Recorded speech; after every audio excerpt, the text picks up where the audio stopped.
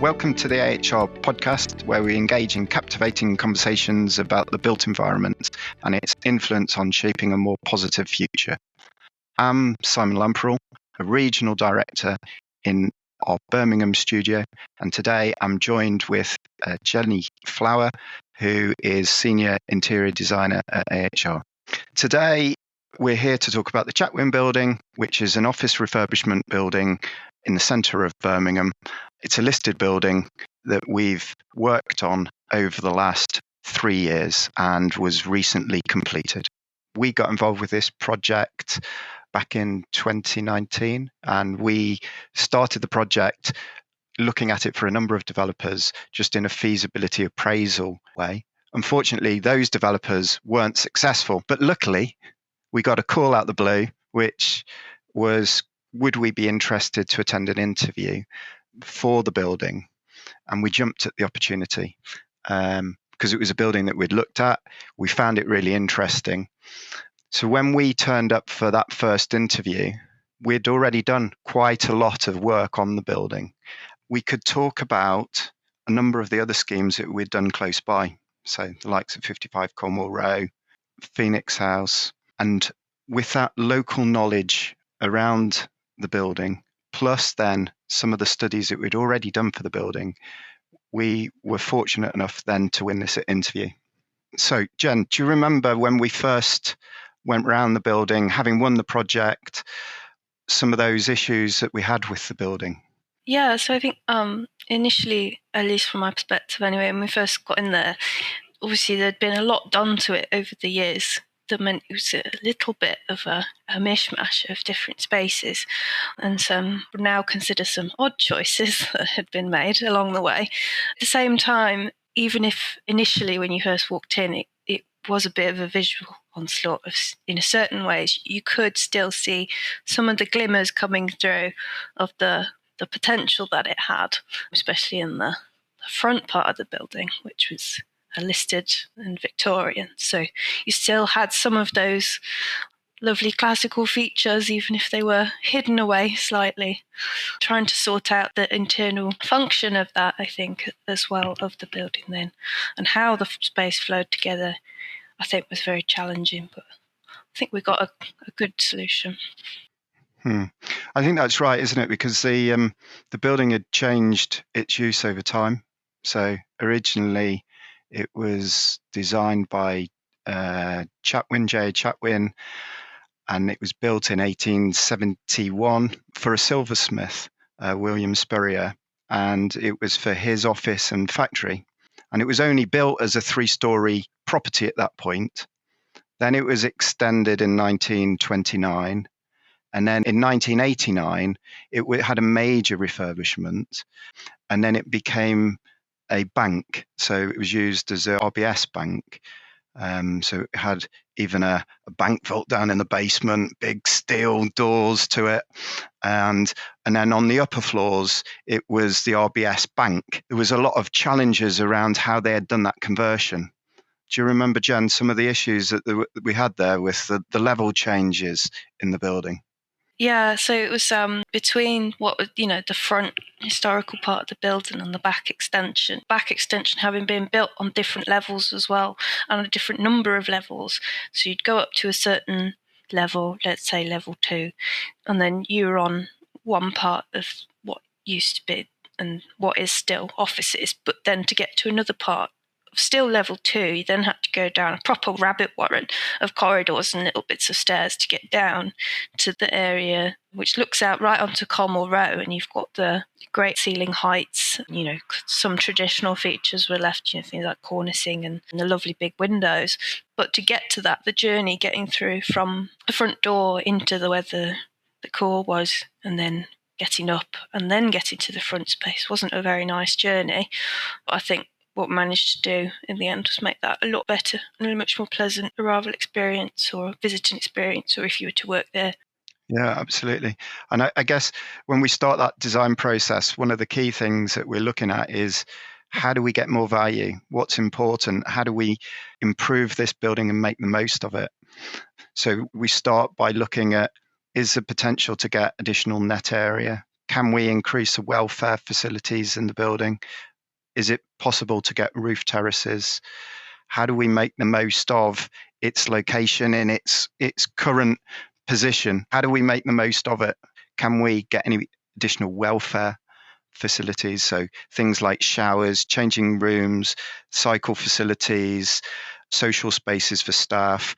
Can we get roof terraces and use those upper levels to get views over the cathedral and the square and Colmore Row? And what can we do in terms of improving the environmental aspects of the building? Can we improve the EPC? Can we get BREEAM Excellent in the building? And we look at the competition around and try and position this to be better than the local competition. Jen, do you want to just talk through some of the things that we looked at within this building and what we did to improve the offer of the building back? Yeah, so a few of the things we looked at trying to improve the facilities within the building. We sort of introduced cycle stores into the basement. It's quite a big encouragement in the city for cycling, and then also showering and changing facilities, drying rooms, which were an addition to what was there initially. There was also, which you can't really appreciate now it's finished, but what really helped was sort of raising the level slightly at the front of the building on level 2 in the front offices to help lessen the level change between the sort of back office building and the front office building to help improve that journey as you're coming through. It helps make it feel a lot less, narrow, tall corridors. And then also shared meeting room and conferencing facilities, which is built as part of an extension on levels 4 and 5. So the idea being that any tenant or users of the building could share that meeting room space and hire it out, but it was also multi-purpose, so not just for meetings and conferences. You could open up the whole space. We had sliding, folding partitions. You could be used for events, drinks receptions. So I suppose one of the challenges around that was sort of getting this fusion between new and old and enhancing the initial sort of Victorian and heritage parts, but also creating a space that was like fresh and modern and uplifting to attract new tenants as well. So in terms of that then, Jen, the kind of finishes and the detailing, the palette of interior finishes that we developed for the scheme, where did that come from? So I think initially we sort of took initial inspiration from the existing sort of architecture of the building, the Victorian neoclassical style. We had a lot of, archways and columns and pillars and details. A lot of the curved archways at the front of the building sort of used to inspire feature lighting in reception. There was a patterned carpet that we used that had a similar sort of arched, curved theme to it. And then also taking a particular sort of shade of Victorian blue that you can get from English heritage, which we then took to use as feature walls, but sort of subtly, so it's in reception. You can see it in bathrooms, you can see it into the basement facilities as well. And then marrying that up with sort of bronzes and copper tones that were sort of flowed through from the outside, where we had bronze window frames, but also brought that through into signage and ironmongery and some complementary features and colour tones along with that.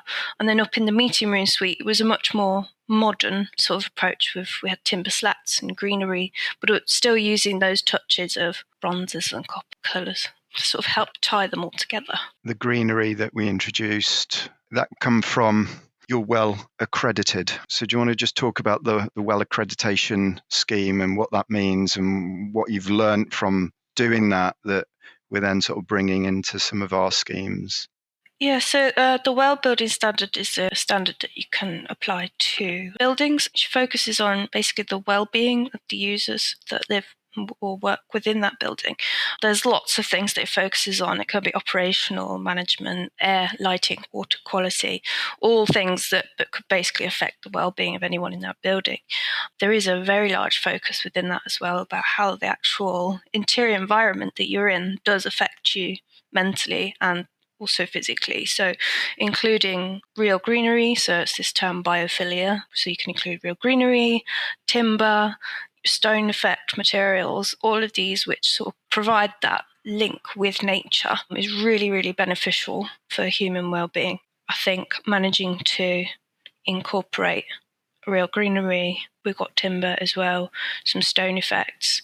It's really about creating space where people feel at ease, just enhance that connection to the natural world. But also coming in with that is creating a connection to, within the well anyway, creating a connection to the local area. So I think as well with Birmingham and its, heavy industry and metal history as well, I think also bringing in some of those bronzes and metalwork, and the building having a silversmithing origin as well, just bringing in those subtle link. The building has a sense of place. It's not just something that's been dumped from outer space. It's actually all these little things that go into creating that. And I think environment. The other thing for me is that palette of materials which runs throughout the entirety of the building. So from the basement right the way to the top of the building, right the way inside to outside, gives that unique sense of a building. It provides something which is quite memorable because you pick up on those colours and textures throughout the whole of the building, and you take that away with you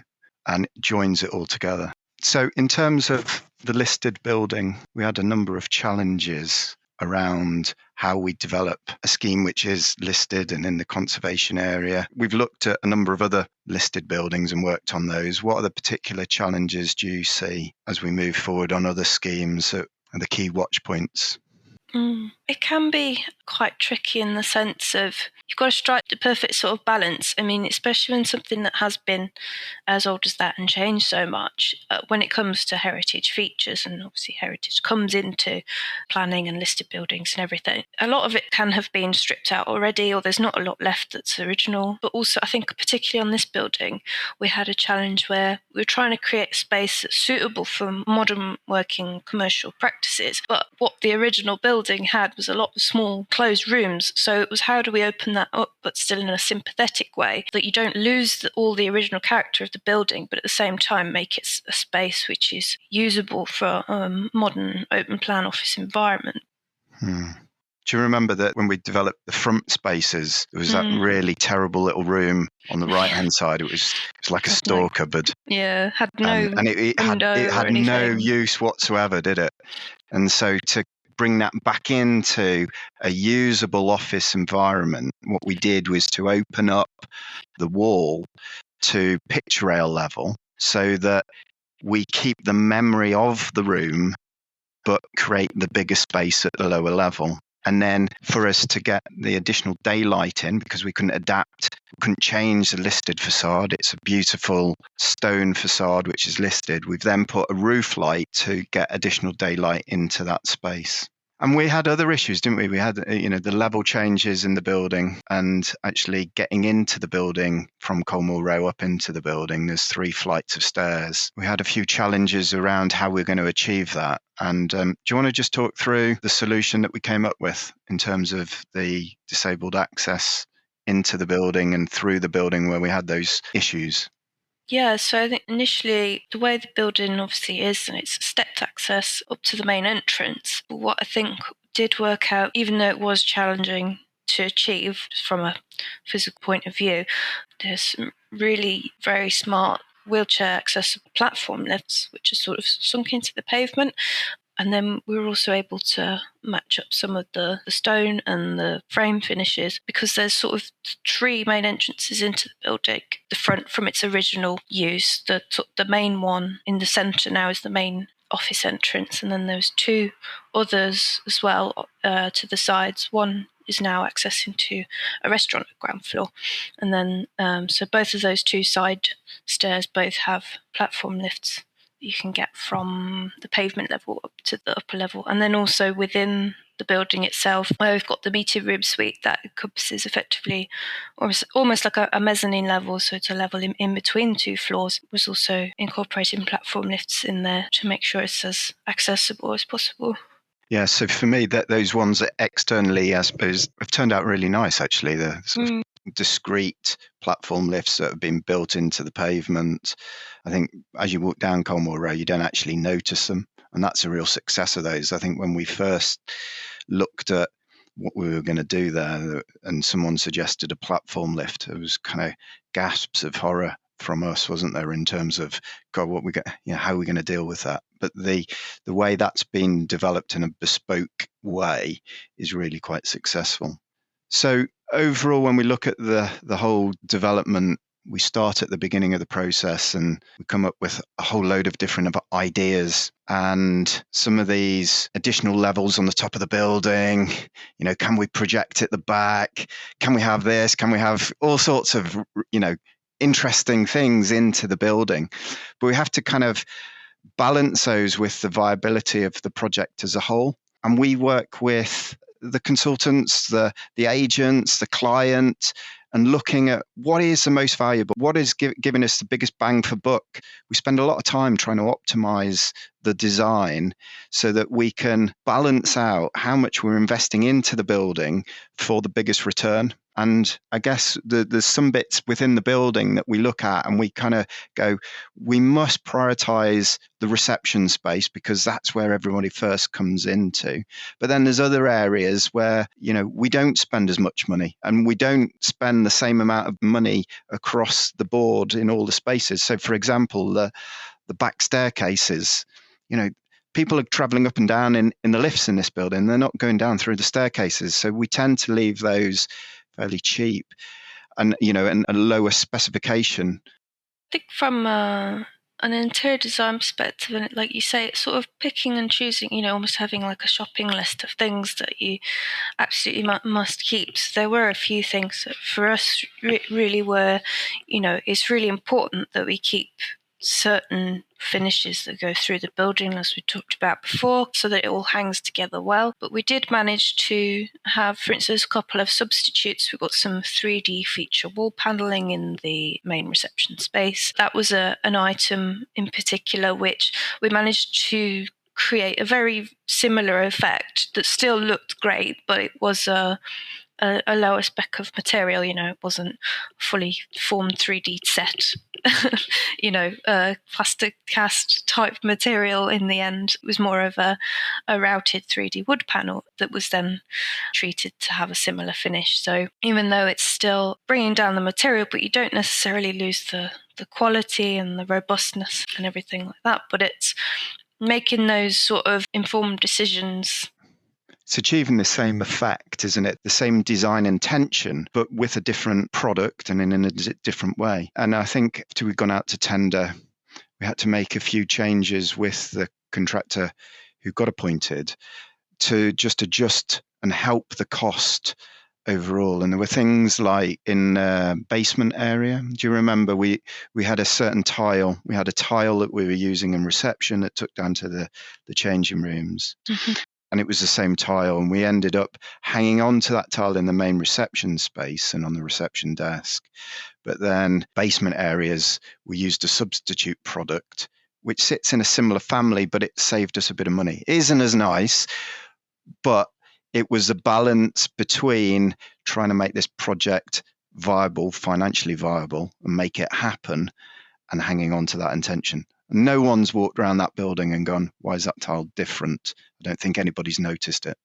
Yeah. So just in terms of favourite spaces in the building? It's really tricky, I think, actually, to choose, because even though it does, as we talked about, all hanging together, I do particularly like the front meeting room space that was created on levels 4 to 5, because it really does maximise, especially compared to what was there before, that front space on Colmore Row, and creates. It's incomparable, isn't it? Yeah. I mean, previously, it's hard to describe there was no connection to the street at that point, and the floor level all sat behind the parapet. So what's happened there is that we've lifted up that meeting room space so that you get that view over the existing parapet, and you see the cathedral, you see Colmore Row. That just works really great. Sorry, I cut in. Do you want to just... No, that's okay. We all get quite excited about it because it is such a great space. The design, I think, is like, it's got some nice character to it, but it's also subtle enough that it's not overwhelming. But we've managed to retain, the real timber. The view's a million times better than what it used to be. We've created outdoor terrace spaces as well, and we've managed to keep the specification level of things all the way down to like the furniture, the carpets, the bifolding doors, timber slatted ceilings, and it creates such a pleasant space to be in, but also something that's not too in your face either, so you're not detracting from. I think that's right, isn't it? I mean, we wanted the space and the materials all to work together. The building's got enough about it. It's got its own character, so it's bringing out the bits of that existing character, sitting it against some new materials and just letting them in a very calm, collected way just speak for themselves. It's not shouting out, I'm here. It's just a nice space to be in. What do you think your favourite space is, Simon? So I guess in a similar way, I mean, I think for me, the meeting room space is great. And I've been fortunate enough to spend a bit of time up in that meeting room space since the building's been handed over, and just sit there and done a couple of meetings. It's just works really nice. It's just a nice place to be. The light comes in across the floor. You can spill out onto the terrace space. It's got a calmness about it that just makes it feel really comforting. So I guess that is my favourite space. But what I like overall is the whole building works together. So whether you're down in the basement, you still know you're in the Chatwin Building. Whether you're ground floor or top floor, all those spaces hang together. And I think that's really key. I think we set out to achieve, and we have achieved it. I remember back, we developed the whole design in 3 dimensions. So we use the Enscape project, which is a plug-in to the Revit, and we put all the materials in. And so we get a real good feel of the spaces that we're going to achieve. So we know what it's going to look like. And we show those fly-throughs to the client and the design team, and we use it as a tool to communicate the design intentions and show people why it needs to be like that. I do remember we had a meeting with the client, and they said, they were really pleased with it. And they said, look, if we can achieve 50% of what we've got in that fly through, they'll be delighted. I'll go into that building. We achieved getting on close for 100% of that. That's the thing that makes me the proudest, because we were up against it on this project. It hasn't been easy to actually achieve that. It is fantastic. So thanks for joining me, Jenny, today and talking about this. It's good to go through and talk about it, and definitely. It's good to go through. I mean, and it is great that to go back into the building, and I've tried to get quite a lot of our staff back into the building, all those people, people who've worked on the project or seen the project, and it's lovely just getting them to walk through the space and see it, and getting that feedback, that positive feedback on the project is great. We hope you enjoyed this episode. You can find all podcast episodes on our website, or you can subscribe via your preferred podcast platform. Thank you so much for listening, and we look forward to you joining us again next time.